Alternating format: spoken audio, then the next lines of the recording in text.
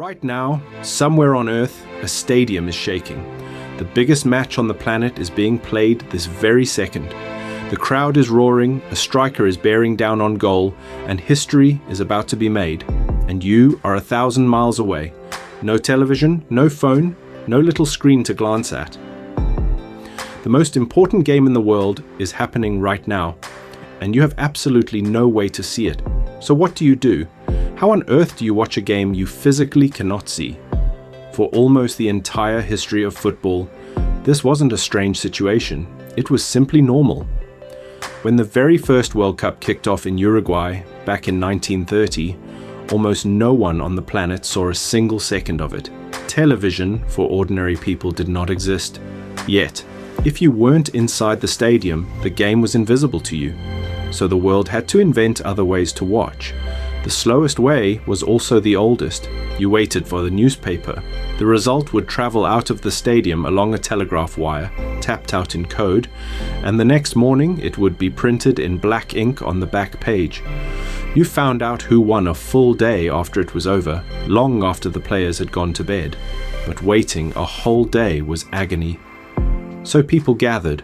Outside the offices of the big newspapers, crowds would form in the street, sometimes thousands of people deep. Inside, a man sat by the telegraph receiver, and as each update clattered down the wire, he would write the latest score on a board and hold it up in the window. The crowd would surge and groan and cheer at a piece of paper.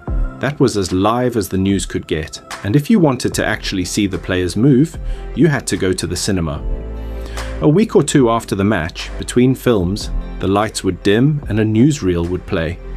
Flickering, silent, black and white highlights with a booming narrator's voice over the top. For millions of people around the world, that newsreel was the only moving image of the World Cup they would ever see.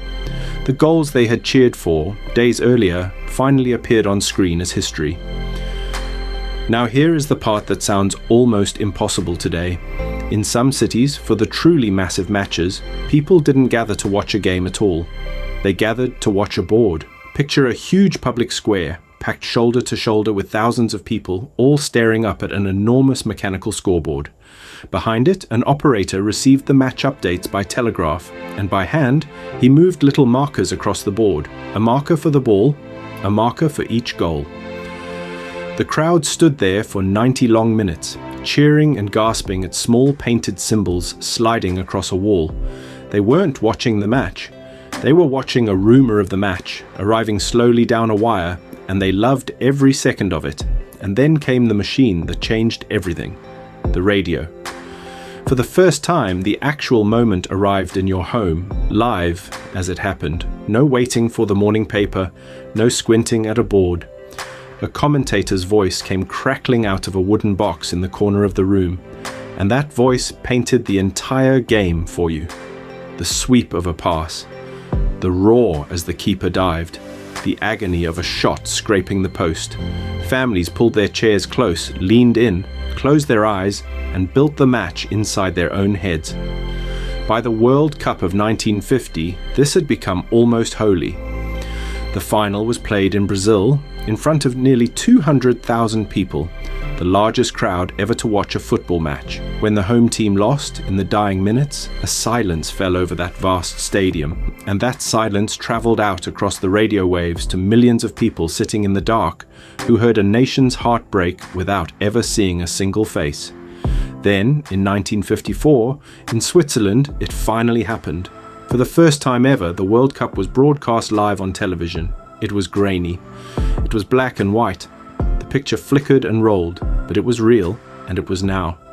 For the first time in human history, you could sit in your living room and watch the World Cup with your own eyes, exactly as it happened. And once that door opened, it never closed.